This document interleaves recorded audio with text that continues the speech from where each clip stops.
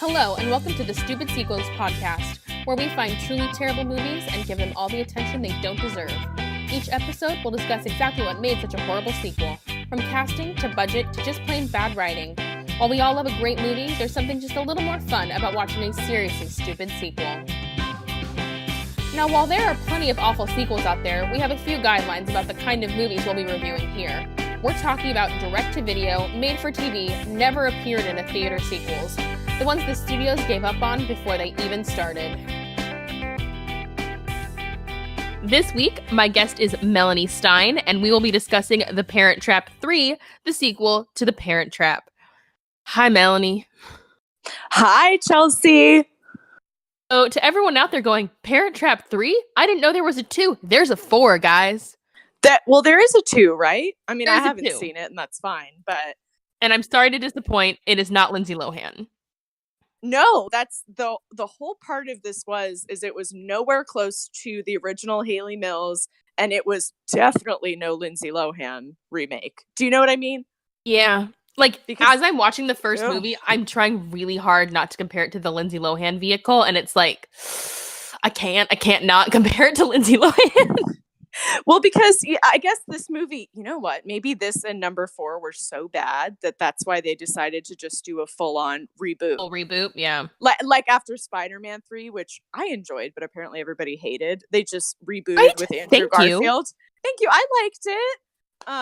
But I like Topher Grace, and I make no apologies for that. But then God damn it, that is exactly why I liked 3 too. I love Topher. I love Topher Grace. Thank you.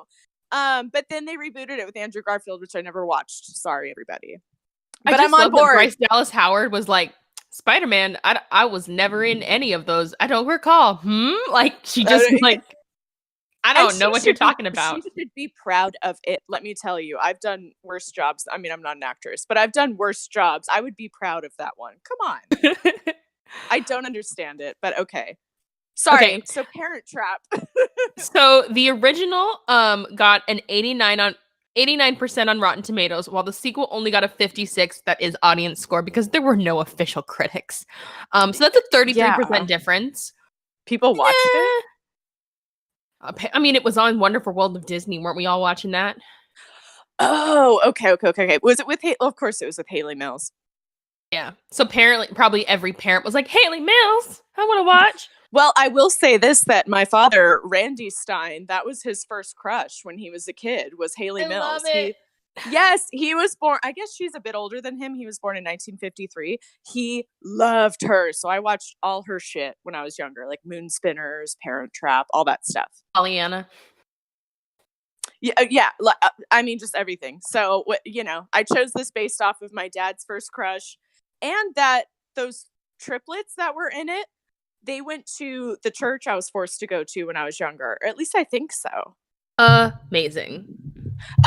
Yeah. And I Googled them. They were from Fullerton. So it might not be a false fever memory. I think I really did go to church with them, which was the worst church ever there. Yeah. And I definitely think that this movie is just like, Hayley Mills is here, because I was watching the original and my mom called and she's like, what are you watching? I'm like, oh, Parent Trap with Hayley Mills. She goes, I love that movie. She got so immediately nostalgic. I'm like, okay, it was so good, and it had the handsome father, not Barry Bostwick, and was the mother, was it Maureen O'Hara? I don't remember. Yeah, it's Maureen O'Hara. She's so pretty.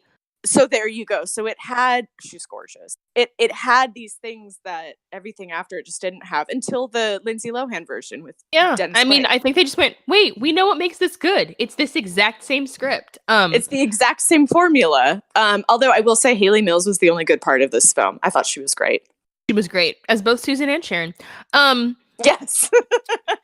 So the original came out in 1961, and it made $25 million at box office, which for the 60s is great. Yeah, and it was amazing. So good. They re-released it in theaters in 1968, because there was people loved it so much. Oh, like they did with Titanic. Yeah. So then, so they re-released it because in 1986 is when they released Parent Trap 2. So I think it was we want to have both of them in theaters at once. Probably they did some double features things. And then Parent Trap 3 was the Wonderful World of Disney made for TV movie, which came out in 1989. Right. Oh. a 7-year gap between the first two, and then like a 10-year gap between the second and third. So like, I don't know. Like they thought they had it, like, we got it, it's in the bag, and then it sucked. When was the second one made? I'm so sorry. 1968. Yeah, so shortly after the first one. So like they clearly were like, oh, we need to ride this Hayley Mills train while we have it, and then we're like, yes. And then actually let's like flip it real quick and throw her in a movie. And I have not seen Parent Trap 2. Let's wait 20 years for her to be like, who? So the second one came out like, the third one came out 20 years after the second one. Yeah. Okay. Nearly. Yeah. So who needed a paycheck? Who needed a job? Hayley. Okay. That's fine. She shouldn't because she's amazing, but that's fine. No, it was literally like she had a TV show that like ended, and then they were like, oh, let's give Hayley Mills something. Oh. the Hayley Mills show. A show. I didn't know she had. I don't know what she does, so that's fine. But she's still around, right? I think she is. I think she still does things here and there. Oh, okay. Yeah, no, she had a TV show that. Oh, Good Morning, Miss Bliss. What is that? You really did your research on Hayley Mills. I just Google imaged her. Yeah, I Google imaged her where I was like, oh, she was so cute. No, it was a Disney series. You never watched that Good Morning, Miss Bliss? No, I mean, maybe if I Googled it and looked, I would remember. It's what turned into Saved by the Bell. Oh. Like, okay, they did the first season where they're in Indiana, and then they're like, oh, wait, this is boring. You know that thing when you and all your friends and your teacher moved to Indiana except Hayley Mills? No, I don't remember. And then it becomes anything. Saved by the Bell. When they were along the ocean in Bayside? Was it Bayside? Yeah. I'm so sorry. I have a horrible memory, and I attribute it to my lifelong ADD. But every now and then I'll remember like certain random bizarre things. But I don't remember, embarrassingly, I don't remember Good Morning, Miss Bliss. Yeah, so it was only the first season of Saved by the Bell. It's weird. It's crazy. Okay. But yeah, they basically were like, ooh, this doesn't work, but we want to keep like Zach Morris because he's a dreamboat. So we're going to just like shift the show over a state and take like 80% of the cast with us and just rename the show. Except for the title character. Okay, that's fine. Whatever. Just no more Miss Bliss. Goodbye, Miss Bliss. Well, if it's on YouTube, I'd give it a look. Okay, I'm sorry. So rude. No, it's okay. And so basically the only person who did the first and the third and the second and the fourth are Hayley Mills. I have not seen the second one, so I only know what they like say casually of like, oh yes, I was married and then I got divorced. He had 2 kids, they're teenagers. I'm like, so you Hayley Mills, whose life was torn apart by like divorce and like splitting up by divorce. It's just like, oh yeah, I don't see those kids anymore, bye. Yeah, they mentioned it casually. I wonder if that was addressed in the second, but I don't care enough to watch. Me either. Yeah, no, but she did mention, and also like she was a step parent, but she was giving advice like she was a parent. So I wonder if she was in those kids' lives from when they were young, but we'll never know because you and I are probably not watching the second one. No, won't do it. So in the original, the cast is. Mm-hmm. Sorry, I was going to say, if there's long pauses, it's because I'm in New York and I'm doing this over an app. Oh, yeah. This is the first remote episode we're recording, so tell us what you think, guys. We're trying. Yeah, I'm in a building that was built in like 1898, so, you know, Wi-Fi wasn't really in mind, so bear with me. If there's pauses... lead walls and... I don't know what this fucking place is made of. It's very cute, but it's old as shit, so... But that's Brooklyn, you know? Yeah. Oh, Brooklyn. I miss New York everything's sometimes. falling apart, but it's so cute. Yeah.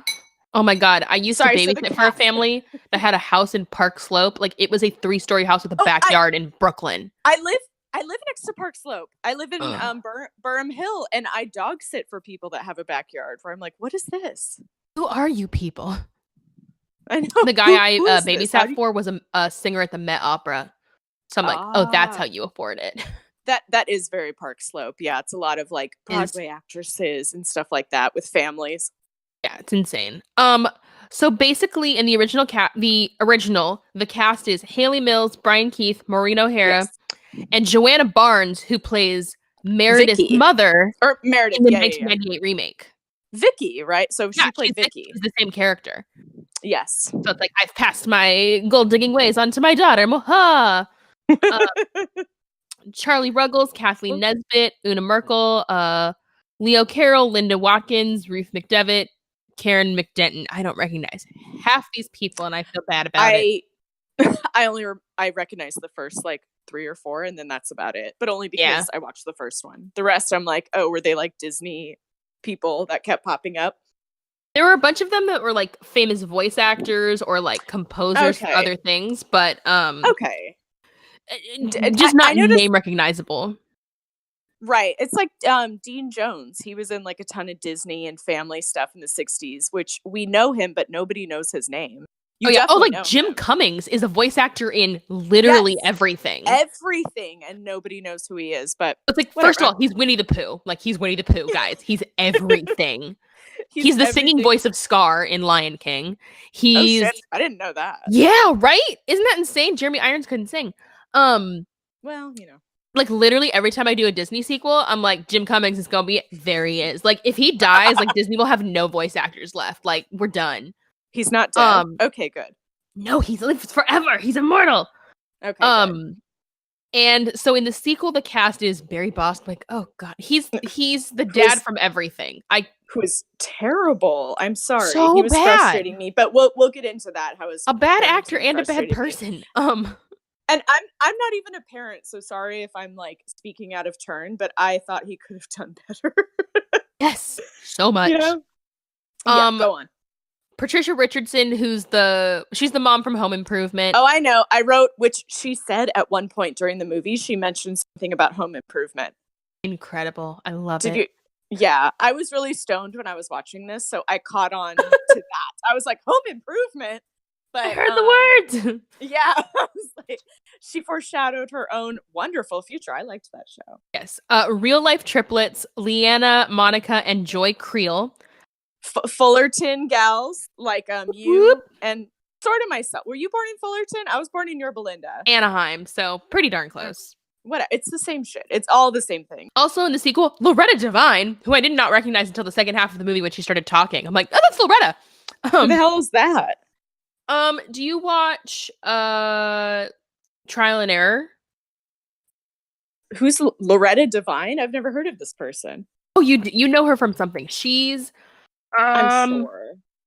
She was in Boston Public. Was she one of the contractors? Yeah, she was like the lead contractor. Okay. Oh, okay. She did seem familiar, but she was in Waiting to Exhale, The Preacher's Wife, I Am Sam. Stop. I loved Waiting to Exhale. Okay, continue. Right. Yeah, she's like she's this she's the chief's wife on Grey's Anatomy. I never watched Grey's Anatomy. Oh, that's the thing I thought you'd know her from. Okay. I watched the first like half season and then for some reason never picked it up and then was overwhelmed too much to pick it up because it has like 25 it's like 36 seasons. It's been on since I was a freshman in high school, and I'm not going to say my age, but that was a long fucking time ago. There was something, and it was like Supernatural's now going on season 14 or something insane. Someone's like, Taylor Swift wasn't famous when Supernatural started. Tumblr wouldn't exist for another 2 years when Supernatural started. Is that still on? Yes. God, I thought I am into pop culture, despite what the past nobody cares. Revealed. But who cares? I never watched it. Dean wasn't even my favorite boyfriend on the Gilmore Girls, so I'm not going to watch Supernatural. Canonically, like Dean on the show just turned 40. Really? Yeah. I guess that makes sense. That's fine. He's not dead yet. But the CW has a show with a 40-year-old lead. That's insane. Not a 40-year-old actor playing an 18-year-old. That's normal. Canonically, a 40-year-old man is the lead of a CW show. That's insane. Well, when the show started, they were the WB. That's right. They were the WB with the frog. Okay, we're so off topic because this movie has so little to cling to. It was like 85 minutes. Oh, just a flat 86 minutes, yeah. But that's okay. I also, again, forementioned I have ADD, so I'll really roll with wherever this goes. Cool. Okay, it makes sense in my brain. So some quick fun facts. First of all, if you enjoy the Lindsay Lohan remake, go watch the Hayley Mills one. It's the exact same movie, except it's adorable and vintage, and it's so cute. It's so cute. It's on Amazon Prime. Go watch it. Shut up, really? And it has original music. The Let's Get Together. Yeah. It's actually not an original song. Oh shit, never mind. It's sung by Annette Funicello, but then Hayley Mills, yeah, re-recorded it double-tracked, and it's literally credited as Hayley Mills and Hayley Mills. Amazing. Annette didn't get any, but she was on the Mickey Mouse Club, so she was fine. Annette's fine. It was nominated for 2 Oscars, Best Film Editing and Best Sound Editing. I mean, I wouldn't be able to pick up on that when I was watching it, but I'm sure it deserved it. Yeah, and then so the girl who played Hayley Mills stand-in, like, basically had it in her contract that she couldn't be credited. And like she couldn't like put it anywhere on her resume that like I was Hayley Mills stand-in. But when the movie started winning all sorts of awards, Walt Disney like made her a little gold statuette, which he called like a Disney. And it was like for best stand-in. Well, I would prefer to be able to put it on my resume, but I guess that's nice of him. Yeah. It was the 60s and she was a female child actress. Shit wasn't gonna go well for her. Be like, here, that you can't put it on your resume and get credit for this giant success, but here's a Disney. Yeah. I mean, like, honestly, like, I was the back of a head. Like, yeah, I guess. Like, it's not really something to credit with. I would cling on to anything. As someone who has, like, a kind of unimpressive resume, I would cling on to anything. She actually did have a pretty good career afterwards, so she's fine. She's fine. Okay, good. Mm-hmm. So the sequel features question mark 2 songs. I'm Always Chasing Rainbows, which I have feelings about that song, and the Janet Jackson What Have You Done For Me Lately? Okay, I'm so glad. I looked at IMDb earlier to see like the soundtrack and the filming locations. And I was shocked by the music, but it made sense. Yeah, it was the late 80s. It was the late 80s, and the filming locations were pretty much where I thought they would be, which was like near Lake Arrowhead. Oh wow, I was thinking it's gonna be like all in Canada, which is usually where they shoot their stuff. Right. Well, I guess this was cheaper back then. True. That's right. Yeah, now Canada's probably cheaper now, but I don't know. So they shot it like, San Bernardino County, whatever. And I was like, well, that makes sense. They definitely weren't shooting it in LA, that's for sure. No, which I had no feeling for how close they were to the beach until like all of a sudden like they're just like, on the beach like down the street from their house. I'm like, wait, what? Like because it was in Lake Arrowhead. Yeah, which was not in Hawaii, which was the sequel I remembered as we stated earlier, but I guess that was the 4th one. So yes. All right, are you ready to go into this? I'm ready. I'm as ready as I'm gonna be. I have my notes in front of me, which is done on like a little notepad and only 3 pages. So that really tells you that this movie was 85 minutes long. So it starts off with like a man and a woman are looking into the window of an antique store at the same music box. Mm-hmm. And very phantom of the opera. Very phantom of the opera. And the woman kind of like stays outside and is still looking at it. And the guy walks in and he's like, I want to buy it. And like in from the back of the store comes the same woman already holding the music box. And he's like, how'd you get there so fast? I'll buy it off of you. I want it to be a wedding gift. And she's like, nah. He's like, I want it to belong to someone really special. And she looks at him like, fuck you. And walks out, and he's like, how did you get from the front of the store so fast? Jinx, because it's Hayley Mills. Already making twin jokes. They start out with the twin jokes. And she's like, that man was so mean to me. And the other one's like, really? He was nice to me. I called Susan Sharon for half of the movie.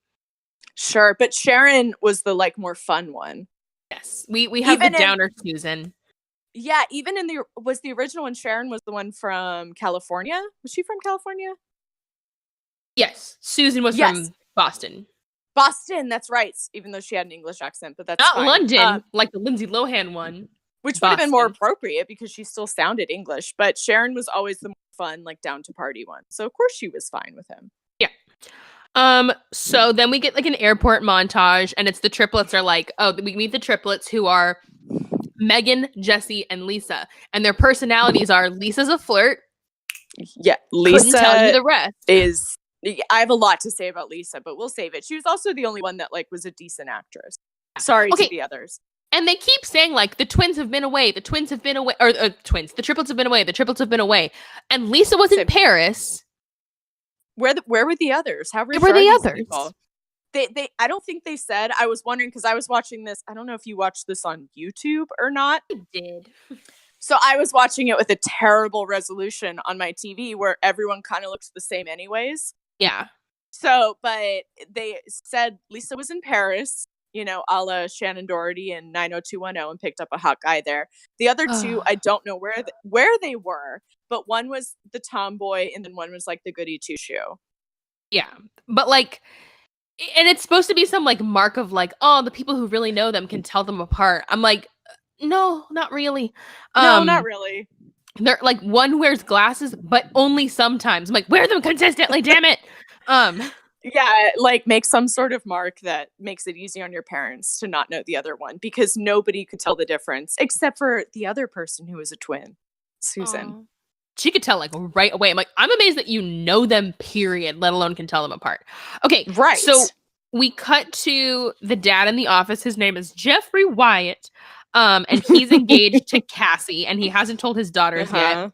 And his coworker, whose name is Nick, is like, you're being a little bitch if you can't even talk to your teenage daughters. He's like, I am not. Maybe I am. Right. The Nick of it all was bizarre to me. And I'll be honest with you, I missed the part where he was introduced, even though I was watching it the whole time. So he's not introduced. There, they just say his name later. Oh, okay. Thank God. I thought that was my attention span. I was like, who's Nick? And why is he always around? Yeah, no, it's literally the dad's like, and I haven't even told my kids yet. And Nick's like, that's kind of shitty. Right. So you're going to go pick them up now? Like, that's his introduction. And like, they don't say Nick until 4 scenes later. Okay. Thank you. I feel more validated now. Yeah. All right. And the father was a widower, correct? Yes. Mama is dead. Okay. Oh, so sad. Why does that always happen? She had to be dead. It's cliche because it's a Disney film. Like, all the moms are dead. Well, she had to be dead because if the mom was still alive and it was just a divorce, it'd be about them back together. That's true. Oh, good point. Okay. That would be a true parent trap. That would be an actual parent trap formula, but it's okay. So Lisa brought back a guy named Hawk. I hated Hawk. Like, he wasn't even cute. He was not cute. I made a note here that he looked like a young... Do you know Ed Begley Jr.? Yes. Oh, he looked like that to me, but not quite right. Like, you know who he reminded me of? Who? He reminded me of the bullies from Hocus Pocus. From Hocus Pocus! Okay, I also wrote that, the one that wasn't Ice. Yes, I couldn't remember his name. I'm like, not Ice. It was not Ice, and no one knows his name, but yeah, he looked like that. And then apparently Ed Begley Jr., according to Super High Me last night. But the point is, he was not cute. He was not cute. And he also was not cute, not smart, not funny, not really anything. Kind of a dumb hoe goes to Paris and brings back an American. And thank you, and brings back an American, which I don't know. I guess not to do a parallel to 90210, but Shannon Doherty's character did the same thing. But at least she brought back like young Dean Cain. This chick brought back whatever Hawk is. I'm not sure. Yeah, he was trash, and it's unfair of me because I've never been into bad boys, but he just did nothing for me. No, whereas like if he'd kind of been like a smarmy like French guy, like I'm 16 and I drink wine, and in Paris we all wander around in the streets, and the dad's like, I don't like you. Like, you could have had the same like, I don't like you. Get away with grown up for my daughter, but like, just having me a swarthy and hot. Like, yeah, we get it, and like different red wines, like you're cultured, we get it. But this one, it was like she brought back some biker who I'm not sure how he got to Paris, and that's really odd. Like, how did he have plane tickets? Exactly. I can't even afford to go to Paris at the moment, so I'm not sure how Hawk got there. Yeah, and had a motorcycle. He sees Lisa like as part of the triplets for the first time. He's like, it's like a babe phenomenon, and the dad's like, we prefer to call them triplets. I'm like, ew, don't call my sisters babes. Like, ew.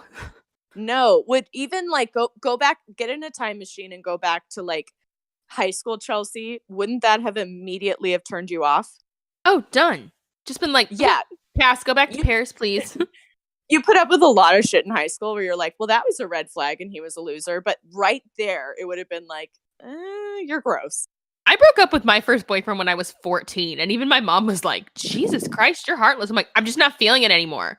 And like, I feel really uneasy around him, and I just don't like him. And I broke up with him. And the next day, to try and get me back, he threatened to stab my friend. I'm like, haha, Called it.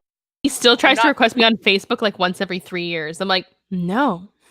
Just Facebook, or does he troll you on like Instagram and Snapchat? Because I have a weirdo from high school that pops up every few years and tries to friend me on various different devices. Mm-hmm. And he changes his name a little bit, but I still know it's him, you know? Ew, no, just Facebook, thankfully. Okay, that's really scary. Off camera, you have to tell me more, or not camera, but off mic, you have to tell me more. Oh hell amazing. yes, I'll tell you more. I'll tell you why he never got in trouble, which I think is bullshit. So that makes Hawk look like a bit of a catch, to be honest with you. Amen. And so apparently Lisa has a boyfriend named David at home in LA, which like, David. Wow. Right. You're a bitch. How did her and David get together at all? Although basically, David was really stupid. Well, they said it is like basically David will be whoever Lisa wants him to be. He's one of those people where it's like he molds to whatever jar you put him into. Like he is who you want him to be. Yeah, because later on when she's talking to Jesse about like, oh, well, you know him, he likes a girl who will like tell him what to do and like to push him around. Like that's what she thinks he likes. Well, maybe he does like that. I don't know. I know guys like that, which I don't understand, but they need like someone to boss them around and tell them what to do. Exactly. See, like I don't necessarily like need to boss someone around, but if someone's just kind of like, oh, like I don't really know what I want to do, and they'll like just sit there like not making a choice for an hour. I'm like, I'm making one for you. Like I very much am that kind of person where I'm like, I'm not going to sit here and listen to you waffle for the next 20 minutes. I will make the decision for you. Like, well, you're a good person because I would immediately be out. I would be like, what's wrong with you? You don't, sometimes I need help making decisions. So I think that kind of person for me is an immediate, like, no. Yeah. But just like we know, like when you and your friends like go to Vegas or something and you're all just standing on the strip and it's like, do we want to go to the MGM or do we want to go to the Hard Rock? Or maybe we should go to Taco Bell. I don't know. Do you? And you'll just stand there for 15 minutes and you're like, we're going here. And everyone's like, who made you queen of the world? And you're like, the person walking this direction, follow me or be left behind. Like, yes. I'm just that person. Well, I love that person. So maybe that's why we've always historically gotten along. Even in Vegas, you and I first met going on a Vegas trip. That's right. Oh, Vegas. That was when I first met you. Yeah. I was the 25-year-old on a 21st birthday trip. So I had no idea you were older than us on that trip. I know. I was like, 25, I thought you were like so... maybe a year older, but like I had no idea because you like had your shit together in Vegas. Did I? I really don't remember. I remember what I remember what I wore, and I wore a blazer. So maybe you just thought I had my shit together because I wore a blazer. I'm not sure. I think you were the only one who didn't projectile vomit on that trip. You didn't projectile vomit. I thought I did. Did you? I don't know. If I don't know. Did, you were super like mature about it where nobody knew about it. Aha. Sorry.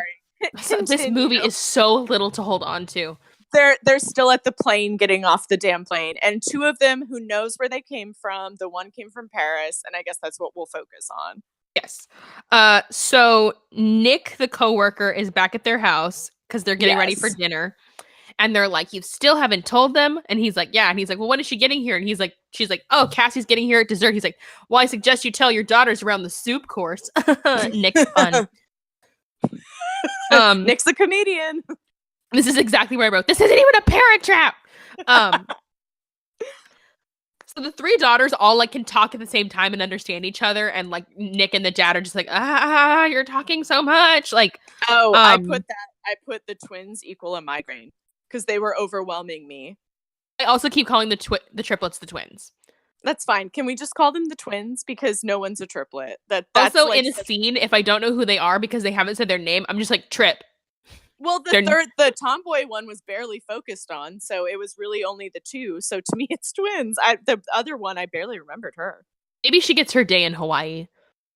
Maybe. We won't know for a while. We'll not know for upwards of a year. Well, maybe, guys. Maybe. Unless you ask me to watch it, I am not watching it. Yeah, me either. So David just shows up. David shows up and Lisa pours soup on Hawk. So it's like, oh no, go to the bathroom and clean up. Tee hee. I'm like, smooth bitch. And Cassie just lets herself in. She just walks into the house. Wait, I'm sorry, I totally missed that. Susan let herself in? No, Cassie lets herself in. Oh, well, because, that's her fiance. That's her house. Yeah, and she's like, and she like kisses him in front of the girls, and the girls like, who the fuck are you? It's a power and move. then Hayley Mills as Susan comes in behind her, and she's like, oh my god, it's you from the antique store. Oh, you wanted to buy the music box for your fiance, and the girls will go, fiance, like, yeah. And sorry. he gets mad at Hayley Mills, which I'm like, right, which what is a theme throughout the movie, that she kind of like spoils things without really knowing it. And also that he's mad at her for things that are not her fault and just yells at her. Oh, he's a very emotional, impulsive man, and his tantrums throughout this movie are odd to me. They're horrifying. So Cassie wants to get the whole house redone before the wedding, which is happening in 2 months. The girls are all upset because their house is getting redone by a woman they don't know. Which I'm always like, yeah, you know what, dad, woman you've been dating for 3 months while I've been gone, get fucked. Like, that you wouldn't consult me or have me meet her before you plan to marry this woman. Like, and it kind of makes sense. That was the insulting part. Yeah, and it makes sense in the original because, like, she's a gold digger. Like, her goal is to, like, get in before the daughters get back, get the money, get the fuck out. So she's doing whatever it takes to get engaged. Cassie was not really a bad guy. Cassie, I thought about her even after the film was over, where it was like every now and then they tried to make her bad, like when she slammed the photo down at the end or whatever. But for most of the time, she was just kind of airheaded, just sort of set on one goal and then easily changed her mind. She wasn't really in it that much. You know what I mean? It seemed like she wanted the house more than like money or the dad. Yeah, where it was more like she just would have taken anyone that wanted her. Like, I mean, that's even, I don't want to jump ahead, but that's even later. But she wasn't that whole classic evil stepmother, like, let's say Vicky or Meredith was, who did it brilliantly. Yeah. But it also reminded me the whole stepmother of it all. I think, I don't know if I was listening to like My Favorite Murder or Stuff You Should Know, but they were talking about how in fairy tales, the evil stepmother thing came about and became like a constant theme, and how statistically step-parents are one of the bigger threats to children. Oh, Jesus. I know that's a really dark thought, where it's like, that's one of the biggest risks to children, which is kind of, I don't really know about that. I never had step-parents, but Cassie wasn't the best character to represent that. She was just kind of dumb. When I was a kid, my grandma was raised just by her stepmother. So basically, her mom had her 2 daughters, and then she died very young. Oh. And so the dad was a single dad trying to raise 2 daughters, owning a business when the stock market crash came. Oh my God. He had remarried, basically died of a stress heart attack. And then there was this single stepmother with 2 daughters living in North Dakota with a business. And she raised them, and she was amazing and incredible. Yeah, so why did stepmothers get a terrible... I don't know. Maybe it's because people view women as competitive. I'm not sure. I don't know, but like whenever my grandma was reading me a fairy tale, she's like, and the wicked stepmother, and she'd be like, stepmothers are like great people. Like, they're incredible people. Like, stepmothers are warriors that pick their families up and make us achieve things, right? Like, basically, she got like mad whenever people like, stepmothers are evil. She's like, my stepmother could have dropped me and my sister off at like an orphanage and been like, bye, I didn't sign up for this. Like, she truly could have, though. And actually, I think my grandmother was raised by a stepmom, now that I really think about it. And she turned out fine, like just a normal, like bitter German woman. She turned out normal. It's normal for Germans. It's completely normal. But, so sorry, I derailed you while talking about Cassie. But she's no Meredith. Let's put it that way. No, she's not. Flawless Meredith. Meredith was amazing. If I was some kid that came back and that was going to be my stepmother, I was like, I see what you're doing and I respect it. Pretty much what she does. She's like, get it. I would have been like, my dad. Teach me. My dad's hot. I see what you're doing. I respect it. Teach me your ways. The actress who plays Meredith, oh my God, who was also in Romeo and Michelle, which was the last movie we reviewed, tying it together. Yes, well, we reviewed the sequel. But yeah, she was her name Lisa in that, where she worked for Vogue? Yes. I think, yeah. She was gorgeous. I love That her. actress pretty much runs her Twitter account like she's Meredith, which I Oh, love. really? Yes. I don't have Twitter, but I can still look at Twitter accounts. I need to look at that. If she has It's like Instagram, someone, like, I'll give a follow. Like, someone posted a picture of her and they're like, isn't this the woman who was in Parent Trap, or am I losing my mind? And she'll like respond with like a like gif of her bitch face. She's like, there can only be one. I'm like, oh my God. Yes. That is incredible. I guess the moral is the same. Cassie was not that. She was just kind of dumb. She's kind of a ditz. And like, she comes over in the morning when like the dad's making breakfast and she's like, where are the girls? I like want to say hi. I have a present for them. And he's like, they're upstairs in their room. And the girls are all like getting ready. And she's like, I brought you guys all presents. Like, I don't really know you that well, but I hope you like it. And she's like, Lisa. And she's like, I'm Megan. And she's like, Jessie. And she's like, I'm Lisa. And she's like, okay, well then you have to be Jessie. And she's like, great plan. Like, she's trying. She's known you for less than 24 hours. But she can't tell them apart. So therefore, she's not meant to be in their life. Although mine is the fact that their dad can't tell them apart, but that's fine. Yeah. So she gets them 3 necklaces that all have their names on them. And she's like, they're different, but they're the same, but they're different. Just like you guys. Like, because I know you guys aren't just the same. And they're kind of different. And I don't know. Like, she's trying.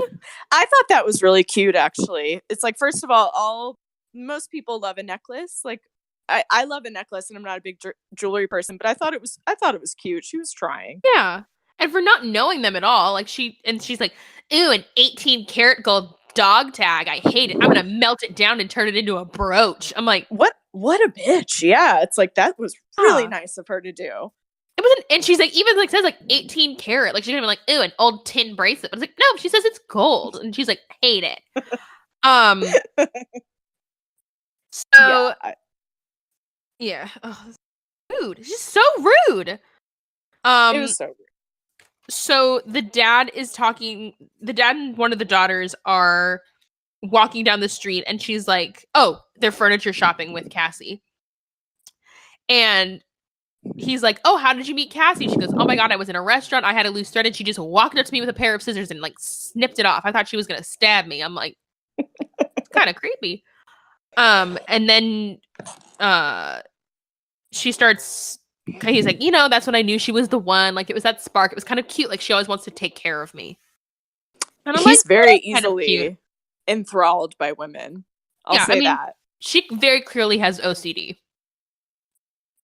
Yeah, who walks up with scissors and takes it to some... I don't know. That's not a turn on to me. Yeah. Do you think... I don't know. I would be actually really horribly offended. But I don't know. I've had it where like someone walks up to you and they go like, oh my gosh, you have like a fuzzy in your hair. Can I grab it? And I'm like, oh my God, yes, help me. And they do. But if someone just walked up and did it who I didn't know, I'd be like, get off me. Like, yeah, or they're discreet about it, because like that could be embarrassing. If your tag is out, that's pretty embarrassing, actually. Yeah. It's like, just be discreet about it and be like, hey, and you could even be flirty about it. I don't know. I didn't think that deeply into it when I was watching it, but you're right. Like, walking up with a pair of scissors, just like, ha-ha! It's like, oh, Jesus Christ. Like, that is scary, especially with how Cassie looked. She looked a little, like, crazy. She didn't look like Jill Taylor yet. Not yet. So Cassie has brought in, like, the full barrage of contractors, all of who are women, which I'm like, all yes, women. Get it. And the lead construction worker is Loretta Devine. Her name is Thelma. And so they're renovating the whole house. For some reason, the dad has a shower and a bathroom downstairs, despite the fact that his bedroom is definitely upstairs. Yeah, my career is I'm in zoning. So I was like, so are they zoned to have a basement apartment with like a full shower and like what is going on here? I sort of wondered the same thing. I was like, why is he taking a shower down there? Yeah, it was weird. And so as the dad gets out of the shower, they like bring down the bathroom wall, and oh my God, they all say his penis. He wraps himself up in a shower curtain, and he walks out, and he's like, Sharon, Susan. He's like, you didn't tell me the construction workers would be here. She's like, I fully did tell you there could be construction workers. He goes, well, you did, but you didn't tell me there'd be women. I'm like, so if it was a wall full of dudes looking at your dick, you'd have been like, chill, what's up, guys? Like, it would have been fine. Yeah. Like, what the fuck, dude? So yeah, it's like it's strangers seeing your dick. I mean, that's kind of bizarre no matter what. But he was very put off that they were women. he like acknowledges, he's like, oh no, you definitely told me this was happening today. I'm still gonna yell at you. Yeah, he was emotional though, you know? He was very emotional. Yeah, but he walks up the stairs like wrapped in a shower curtain with like the shower rod still sticking out the back. I'm like, haha, ABC Family humor. I didn't even see that because of the horrible resolution on my TV, but I like went through so many bootleg versions to try and find like the best one, and there was one like uploaded in 2018. I'm like, wow. Really? Yeah. Who was strolling down memory lane then? Who was feeling very nostalgic? So one of the triplets is talking to Susan about Cassie's ideas for the house, and she kind of hates it. Lisa's leaving on a date with Hawk to a gallery opening. And then Jess picks up the phone and like he's very clearly like flirting, and she's like, I'm very flattered, but this is Jess. Like, this is not your girlfriend. Oh, where is she? She's at a gallery opening. I'm like, you're a bitch. I love you. Do you want to know that I put in my notes then that David was going to get together with the other twin, or not twin, I'm sorry, the other triplet? Yeah. Oh, so clearly. It was an obvious type setup. Yeah, although like skipping ahead. No, but he likes her and she likes him. Yeah, exactly. And David can't tell his girlfriend from anyone else. Well, just on the phone. Oh, no, he couldn't tell him long term. Later on. No, like I could have been there and he would have thought that I was Lisa. Like he was that. Are you a triplet? I'm a different race. Yeah. I mean, he was cute, but dumb. Cute but stupid. So Hawk and Lisa are at the art gallery, which I'm like, Hawk does not strike me as the art gallery type. No, but she met him in Paris, so he must be cultured. Oh, yes. So then David shows up. Okay, I wrote down her outfit because it was so insane. It's a black and white striped boat neck shirt with a matching black and white striped headband with a giant flower on it with a high-waisted floral skirt with a thick belt. I'm like, so 80s. Yeah, like a bunch of different styles thrown together. and also and a boat neck. The collective volume of the triplets' hair at any given time is like enormous. I know. I was jealous though because I have really straight hair, so I was looking at it and I was like, that is gorgeous hair. So David comes in and he's like, who are you here with? And she's like, I'm here for the art. And he's like, whose art? I'll kick his ass. He's like, no, so art, stupid. we're in a gallery, stupid. And he's like, oh, right. And she's like, and I like you and I love art and I can't have two things I like in the same room, so leave. Really? I feel like I have that every day. Even the room I'm sitting in, there's a lot of things I like in it. I know, I have cheese and my iPad all in one room. I have my roommate's poodle, who I absolutely love, and I have like a TV, which I love, a candle, which I love. Like, I feel like she can like suck it up. Yeah. So she's like, well, we'll have a date on Saturday. So like, get out, go away. So dad, and then the next scene, like the scenes are like 30 seconds long. They clip along so quickly. They do. Some of the notes I wrote down, I wish I had put which scene they were in, because I made a note about how someone referenced Jackson Pollock as like a great artist, and I was like, it just didn't fit whatever they referenced. I was like, Jackson Pollock wasn't really that type of artist. But I didn't write down what scene it was. Oh no, and it's like I try to do a thing in my notes where like I put like a dotted line between like each scene break, but it's like my whole page is so full of dotted breaks. Yeah, because and then there's things where like they're bouncing back and forth between two scenes because they're trying to like do two things at once, and I'm like, like my last page, which is just like the whole like Parent Trap of it all, it's just like one giant homunculus paragraph. I'm like, I'll sort it out later. That's it was. I'm glad you pointed that out though, because the scenes were extremely short. Yeah, and it's also like you can see like where the commercial breaks would fall. Like they do that, like full black and full back. Like we'll be right back with tonight's presentation. I remember. Yeah. So then Cassie, Dad, and Meg, who's the triplet no one cares about. Nobody cares about her, but Meg seemed chill. I liked Meg. Meg was chill. They were eating ice cream and shopping, and she's like, "Tell me about Mom." And he goes, "She was a handful." He goes, "Like Lisa." And she was headstrong. She was always looking, always watching. Like me. And she was always unexpected. Like Jessie. I'm like, so your daughters have a third of your wife's personalities? That's how it always turns out. They're a perfect third. Do. And she was also a little bit of a coke addict, which is why we don't talk about the quintuplets. Well, I mean, she was definitely a slut, which is very much Lisa. And I liked Lisa. Oh, Lisa. Like, he seemed kind of vaguely insulting to his wife. It's like, oh, she was a handful. I'm like, she was your wife. Like, you married he her. wasn't really sad that she wasn't around anymore. No. And I can't tell, like, did she die when they were straight up babies? Like, because they don't seem to remember her at all. Yeah, so she must have, but they didn't get into that at all. If they didn't know her personality whatsoever, I mean, they must have been very young. Yeah. I mean, they could have been, like, 3, but, like, I don't know. Yeah, I guess so. I really don't remember when my first memory was, which isn't that shocking because I have a horrible memory, but it probably would have been around, like, 4 or 5. So the dad is finally, like, hearing all of the plans of the house decorating in one room, which includes pink marble, metallic wallpaper, and prism chimes. I'm like, this is hideous, but this is also the 80s, so it was so late 80s and early 90s. They needed like some sort of palm tree thing in there, and it would have fit, or banana leaf or something. Yes, something tropical. Yeah, I was picturing it in my mind. And they meet Sergio, who's like the assistant designer, and I like thought he was going to be a funnier, bigger part of the movie. Never brought up again. I'm like, why did he need a name?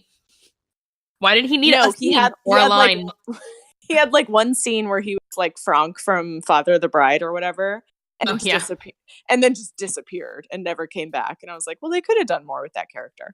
I know, because later on, like, the construction workers become, like, part of the plot, and I thought, like, well, he's Susan's friend, like, maybe he'd, like, I don't know, but nope, not part of it. And he basically is yelling at her, and he's like, this house looks hideous, and I don't like it, and the plans aren't being run by me, and he goes, well, your fiance gave me the plans, so I assume they were coming from you, and he's like, well, you don't talk to my fiance, you talk to me. And she's like, I've never met you until like a week ago. And he like throws a board at her. I'm like, so bro, like, wait, yeah, he throws like one of her little like planning boards at her. Oh, right. Okay. Yeah. So if hasn't been part of this whatsoever, it's his own fault. And it's because he's been checked out. Yeah. And he's like yelling at Susan, which like, if anyone, he should be yelling at Cassie. But he's full on like yelling, and he yelled at her. Can you not yell at me? We're at my workplace. And he's like, I'll yell if I want to. I'm like, dude, you're a dick. He yelled at her for like the 5th time during this movie. And it's all because he knows that Cassie isn't right for him. So any reminder of that, he just gets mad. Yeah, but like he's like yelling and throwing things at her place of business. I'm like, get away from him. He's scary. Call security or like the police or something. Yeah, he was too emotional for me. I thought he was a weird character. Yes. So then David and Jessie are on the beach. Okay, and this is something I noticed. You're in a scene with one of the triplets. Instead of just saying their name, they'll make references to the other 2 triplets so you know who they are by process of elimination. Process of elimination, you know that it's like Lisa, or why am I blanking on any of the other ones' names? I just remember Lisa. Meg. Jessie and Meg. Yeah, poor Meg. I don't even know who that is. I like Lisa Meg a lot. I identified with Lisa the most, I guess. So they're having their date on the beach. Or not their date on the beach. Jessie and David are hanging out on the beach. He's like, I don't know, like Lisa seems different since Paris. Like, do you think she still likes me? And Jessie's like, yeah, she still loves you for sure. Like, it's fine. I love you. Yeah, exactly. Maybe, I don't know. I feel like someone else would be better for you. Yeah. Look at me. Yeah, I've been here all along. Oh, poor whatever her name is, Jessie. Poor triplet. So then Susan comes in and Jessie's reading a romance novel, and she's like, I think they messed me all up because it makes me think I deserve like a boyfriend like this. And Susan, I'm gonna call her Susan because I almost call her Sharon every time. And then just say Susan. Schmooshin. And then Susan is like, well, it's okay. Like, you don't have a boyfriend right now. You're young. And she's like, Right. do you have a boyfriend? And she's like, no. She goes, well, that's depressing. I'm like, which is so rude. Yeah, that is so rude.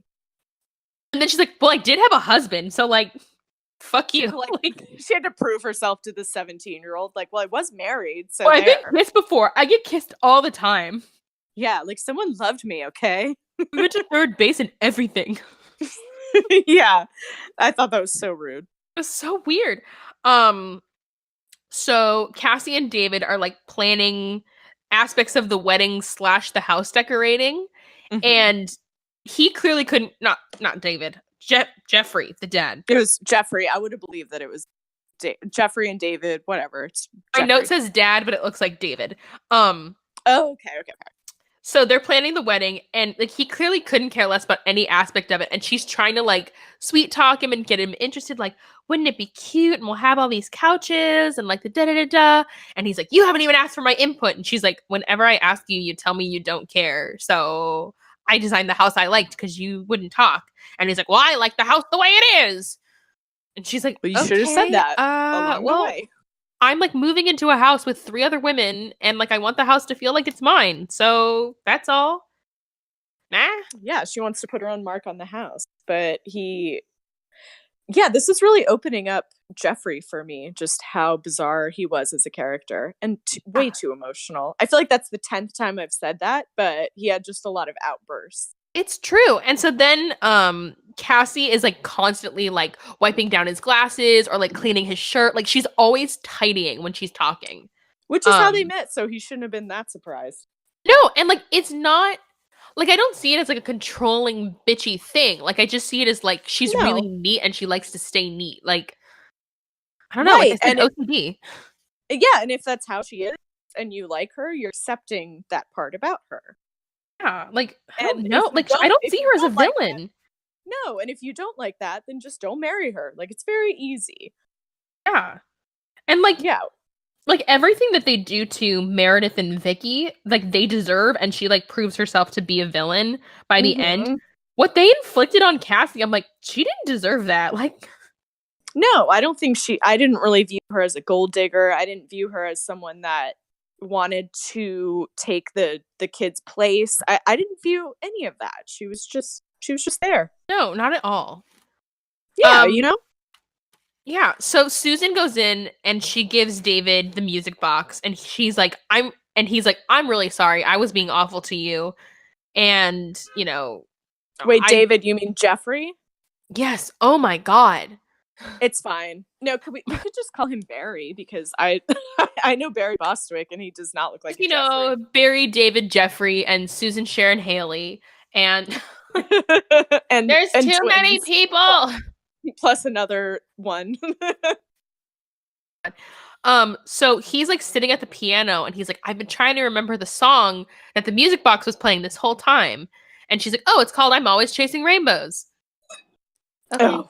This is right. So what does he do for his profession?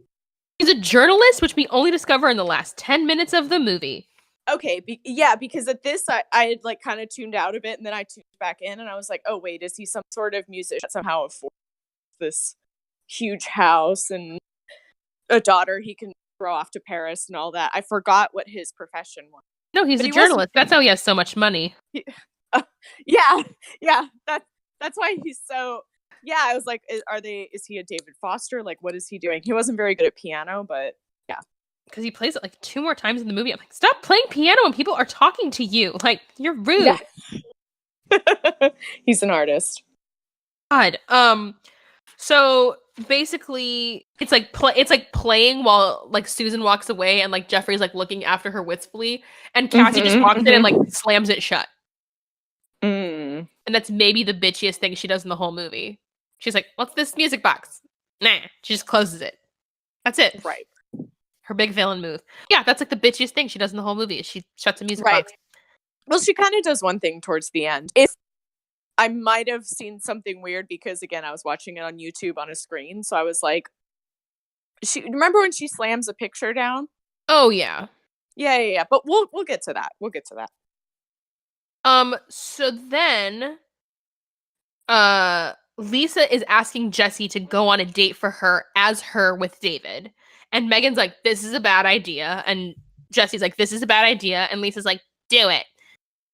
They used to switch places all the time, but they've never done it to guys, and it's so mean. Yeah, but it's they not do it that anyway. mean. It's some high school guy. Who cares? Yeah. They're doing worse shit to you. They do. And they put her in a strapped black and white, like, boat neck sailor suit. Yes, they did. But can I say that I kind of liked it? It was like one of the cuter outfits in the movie. It was just a lot. Yeah, I might have just gotten used to the horrible late 80s fashion, but I was like, that's kind of cute. Yeah. Like it's complimenting to her figure. She looks cute. Yeah, they're all so tiny. Fucking yes. Bitches. It's okay. It's okay. So she like comes down the stairs and like she doesn't know how to walk in heels, so she trips and falls into David. And like the dad's like, bye, Lisa. But then Susan opens the door and she's like, oh, hi, Jesse. And she's like, I'm Lisa. Shut up. Like, yeah, Susan caught on to it. Like, real quick. Being a twin herself, she somehow caught the difference. So then Nick, the coworker, is there and he's like, Susan, you should come to dinner with me and Cassie and Jeffrey. I don't know why he was going to dinner with the engaged couple. I don't know. It was just so they could have a double date moment. Yeah, it was an obvious double date. Would you have gone? Oh. Oh, see, what's funny is I probably would have gone because I feel like I like a fancy meal and like maybe a few glasses of wine. I was going to say I would have gone for the free food maybe. I know that might be like the now New Yorker in me where I'm like, well, if they're paying, I mean, I have a serious boyfriend, but back when I was dating, it's like, well, that's a free meal and like free booze. I forget which TV show it is. But it's like this guy goes on a Tinder date with a girl and she orders like 3 entrees and gets them all to go and just leaves. She gets them doggy bagged. Yeah, she's like, I'll have 3 steaks, a chicken, and a basket of fried chicken to go. And he's like, we just got here. She's like, I'm really busy. I'm not looking to date right now. Bye. And just bounces. Rosé in a sippy cup. Yeah, I mean, that's a big deal. There's a lot of restaurants that I wouldn't get to eat at if I wasn't in a relationship. Yeah. So Jesse's like trying to be Lisa, but like she doesn't know the way around like the apartment they're going to, and she keeps like walking down the wrong hallways. And surprise, David's throwing her a welcome back party. And apparently she knows none of her sister's friends because she doesn't know any of these people. I thought that was weird too, because aren't they supposed to be like high schoolers? They're all gonna know each other's friends. And why wouldn't these people throw like a thing for all of them? That's what I was gonna say. It's like you'd have a welcome home party and like invite like all 3 sisters, or like make the other 2 sisters involved in the party. It was very bizarre. Yeah, it was like, do they all go to different high schools? What's going on here? You don't know your sister's friends at all? My sister is 4 years older. I knew all of her friends. Yeah, and even if they're not friends, they all go to the same high school. Like, you'd know them just, like, peripherally. You know everyone in your high school class. It was really weird. It was like 3 people, but very separate lives, and it didn't make any sense. Yeah. So, back at the dinner, Susan is describing her ex-husband and her stepkids, and she's like, they're 16 and 13, I never see them anymore, and, like, even when they come to visit, they're always, like, off on their adventures, and, like, I never, teenagers, and Jeffrey's like, she likes teenagers, and Cassie literally yawns in his face. I'm like, fair. Yeah, I would think it was fair too. I was like, boring, next. Yeah. Oh, the dad eats off Susan's plate, which I think is like weirdly intimate, and like even I was like, okay, Cassie, fair. That's weird. I don't like that. That is intimate, and that is weird. That is gross. If I was out for the first time with somebody and they ate off my plate, and it's dessert. I mean, I don't want to be too like Howard Hughes Aviator about it, but if someone that I didn't know put their thing on my plate, it's like, we don't have that kind of relationship. You don't know me like that. You don't know me like that. Yeah, Shut like the let fuck my best off. friend or somebody have some of it, but like I didn't give you permission to do that. It was weird. And it's one thing if she like offered, she's like, oh my god, this tiramisu is so good, you have to have some. And then it's like, oh, she was flirting and he's flirting back. But he just like reaches across the table with his fork and it's like, cake. I'm like, what the fuck? Is Jeffrey a little manic? Yes. But I think that might be a little manic. Maybe. That's true. I only know him from Rocky Horror. Should I know him from anything else? No. Okay, good. Did you like the subtle little Rocky Horror thing they threw in? Wait, when did I? Oh, it's coming up. It's coming up. Oh, I was so excited. shit. Oh my God, embarrassed. I missed it, but not surprised. So basically, Lisa and her friends have some little like Janet Jackson lip sync dance routine they do, which of course Jesse doesn't know it. The Jackson 3. The Jackson 3. And like they try to do this routine for way too long before she finally gives up. Yeah, and if that was your best friend, wouldn't you be like, this is the wrong triplet? Yeah. And like, especially because you know they're triplets and they do this kind of thing. And they do this kind of shit, I would have been like, this isn't my friend. And also, I mean, David's completely like tuned out, and I'm going to blame that on being like a high school boy. Yeah. There were so many signs it wasn't the right triplet. Yeah. It was so obvious, but I'm disappointed in those two girlfriends because we know better. Yes. We know way better. So once I can't read my own handwriting. Oh, that's okay. That's how mine gets. Mine turns into cursive at some point. I don't know why. Mine is just shorthand. But not like the good hand, like the kind I invented. So Lisa finds out Hawk is planning on leaving, and she's like, "You said you were going to stay in LA," and he's like, "There's nothing for me here." Like, true. Bye. Does he have parents? Where is he from? I don't. He says he's older than her, but I can't tell how much older. Right. So even if he was like 18, he's a vagabond, which is still weird. I don't know. And he's just bouncing around from country to country and city to city. I don't know. No kidding. He's from Idaho. He says he's from Idaho. Oh. So yeah, where does he get like all the funds to bounce around? I don't know. I think I thought too deeply into it when you're not supposed to think that. Oh no. Jess is freaking out and she's trying to tell David the truth. Right. She's like, I'm not who you think I am. And he's like, neither am I. I'm just always trying to be whatever you want me to be. And then he kisses her and she's like, into it. She's super into it. But yeah, he is so dumb. And I think this is maybe where he won my heart because I love just nice, dumb people. Have you seen that thing? And it's like intersection of guys I think that are hot. And it's like big, dumb, muscly jocks. It's fucking stupid. Like, and they just like posted a picture of like Chris Hemsworth. It's like, you get it. You get exactly what I'm saying. Like, you big dumb puppy. Oh, I love Chris Hemsworth. And I'm not really into like the big like muscly guy, but I just like a nice dumb person. Exactly. Like if he was Chris Hemsworth with Tom Hiddleston's attitude, I'd be like, you creep me out. I don't like it. But like Chris Hemsworth just being like, I'm like, I love you. Just like silly and nice and just I don't know, like it beats a really intelligent but kind of mean, conniving person any day. Exactly. I'm into the dumb, like big golden retriever. You know what I mean? Human golden retrievers. That's what we want. That's all we want, boys. That's all we want. And I feel like David was that. Like, yeah, he was stupid and like any of those girls could have dated him and he would have thought it was the same person. But there's a beauty to that. This is the fourth triplet. She's a mop with a hairbrush. I love her. Yeah, exactly. I feel like I really know you. She is. Yeah, like she didn't even need Jesse to take her place. She could have just like put a mannequin in and it would have been like, oh, okay.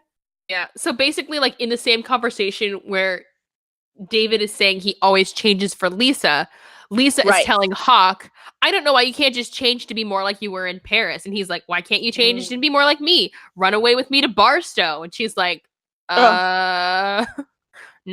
Which to me just means the first Del Taco.